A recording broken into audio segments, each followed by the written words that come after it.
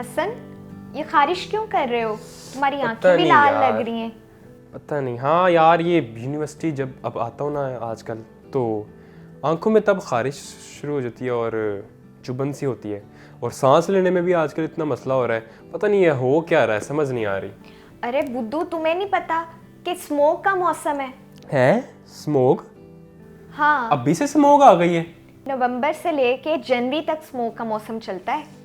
तो यार क्या बंदा घर से निकलना छोड़ दे स्मोक के लिए?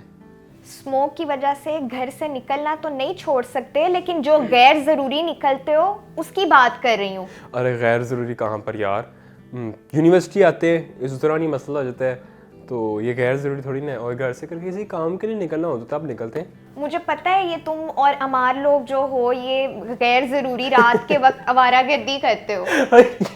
यार ये बात तुम्हें कैसे पता है कि हम ये बस निकलते मैं तुम लड़कों को जानती हूँ अच्छी तरह। तो नहीं, अब इसका कोई हल तो होना चाहिए ना कि यार चलो वो घूमना फिरना तो अलग बात है। अगर तुम्हें इस बात का पता है ना, तो ये बात किसी को बताना ना कि हम निकलते हैं इस तरह घर से बाहर। वैसे हादिया, ये स्मोक है क्या यार? पैदा कैसे होती है और क्यों आती है इसी दौरान? क्या है स्मोक?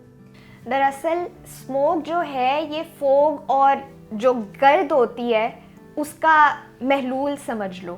पाकिस्तान में मौसम सरमा के शुरू होते ही स्मोक की शिद्दत में इजाफा हो जाता है।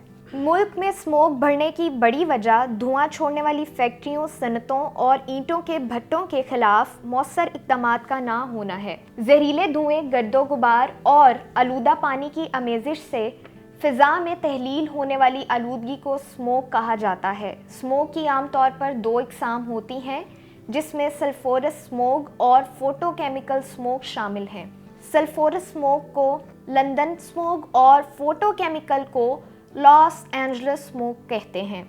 दुनिया में पहली बार स्मोक का लफ्ज़ 1950 की दहाई में इस्तेमाल किया गया, जब यूरोप और अमेरिका को पहली बार सनती इनकलाब की वजह से फ़िज़ाई आलूदगी का सामना करना पड़ा था। स्मोक दो अल्फाज धुआं और धुंध के बाहमी इश्तराक से बना है, जो कि पहली मरतबा 1900 के अवाइल में लंदन में इस्तेमाल हुआ, जहां धुंध और धुएं ने लंदन को अपनी लपेट में ले लिया। मुख्तलिफ ज़राए के मुताबिक ये लफ्ज़ डॉक्टर हेनरी ने अपने मकाले फोग और स्मोक में इस्तेमाल किया। अच्छा हादिया, ये तुमने जो इतना बताया, मैं यहाँ पे एक सवाल करूँगा तुमसे कि ये तुमने बताया कि फैक्ट्रियों से निकलने की धुएं की वजह से ये स्मोक आता है, तो यार ये तो गर्मियों में भी तो होता है ना? गर्मियों में तो फैक्ट्रियों से धुआं निकलता है, तब ये स्मोक क्यों नहीं होती? मुझे इसका कोई जवाब दो। नवंबर के शुरू होते ही हवा में नमी की मिकदार ज़्यादा हो जाती है और हमसाया मुल्क से धुएं के बादलों का आना भी शुरू हो जाता है। जब दर्जा हरारत कम होता है तो ये ज़रात जम जाते हैं और आम ज़ुबान में इसको स्मोक का सबब ख्याल किया जाता है। बैनुल-अक़वामी रिपोर्टों के मुताबिक इंडिया में सालाना बुनियादों पर 4 लाख टन धान की फसल का मुंड जलाया जाता है। अमरीकी इदारे नासा से ली गई तस्वीर के मुताबिक भारत में पाकिस्तान के मुकाबले में धान के मुंड जलाने की शरह बहुत ज़्यादा है। इस धुएं की ही वजह से हद निगाह में कमी वाक़ई होती है। ये कमी अब सिर्फ लाहौर में ही नहीं होती, बल्कि इसका सिलसिला फैसलाबाद तक जा पहुंचा है, जबकि भारत के शहर दिल्ली और अम्बाला भी इससे मुतासिर हो रहे हैं। आमतौर पर ख्याल किया जाता है कि स्मोक सिर्फ पाकिस्तान और भारत में ही होती है। दुनिया के दीगर ममालिक भी स्मोक का सामना कर रहे हैं। इंग्लिस्तान, यूरोपीय ममालिक और अमेरिका भी स्मोक की जद में है, मगर ये तरक्की याफ्ता ममालिक मसनूई बारिश का बंदोबस्त करके इस पर काबू पा लेते हैं। चीन में स्मोक का सिलसिला एक अरसे तक चीनियों के लिए दर्द सर बना रहा, मगर उन्होंने बेहतरीन इक़दामात करके इस पर काबू पा लिया, जिसकी एक मिसाल दुनिया में नस्ब किया जाने वाला सबसे बड़ा एयर फिल्टर है, जो कि इस वक्त चीन के शहर बीजिंग में नस्ब है। चलो मुझे अब ये बताओ कि स्मोक से बचना कैसे हमने? स्मोक में हमें कोशिश करनी चाहिए कि अपना चेहरा मुकम्मल तौर पर ढांप कर बाहर निकलें। घर के दरवाजे और खिड़कियों को बंद करके रखें। फ़िज़ा को साफ़ करने वाले मुख्तलिफ फ़िल्टर्स और ऐसे जदीद आलात दस्तयाब हैं जिनको इस्तेमाल करके हम अपने घरों, दफातर और गाड़ियों की फ़िज़ा को साफ़ रख सकते हैं।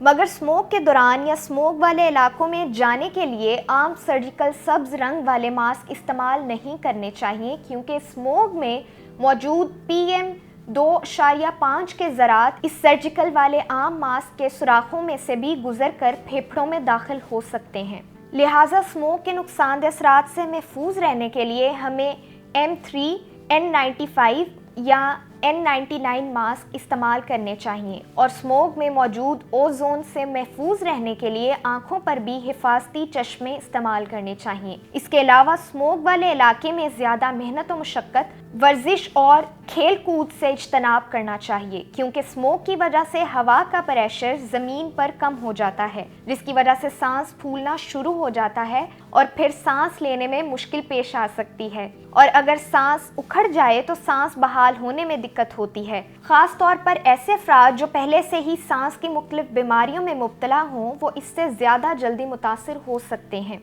पब्लिक ट्रांसपोर्ट की अहमियत को उजागर करना है। लाइटों के गैर ज़रूरी इस्तेमाल पर सख्त हुकूमती इक़दाम करने की ज़रूरत है।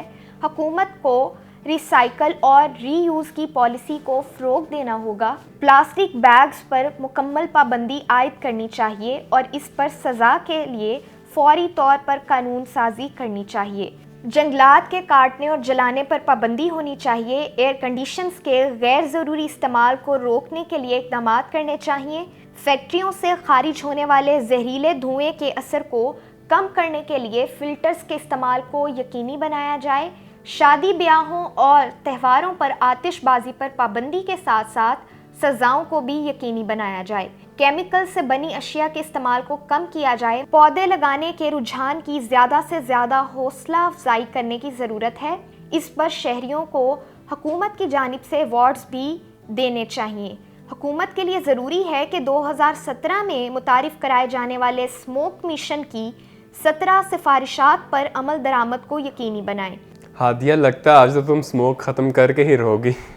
मैं स्मोक तो ख़त्म नहीं कर सकती, लेकिन जो तदाबीर मैंने तुम्हें बताई हैं वो करोगे तो स्मोक से बच जाओगे। चलो यार, ये स्मोक तो चलती रहेगी। चाय पीते हैं हम। हाँ, क्योंकि जहाँ होगी इल्म की बात वहीं होगी इल्म की चाय।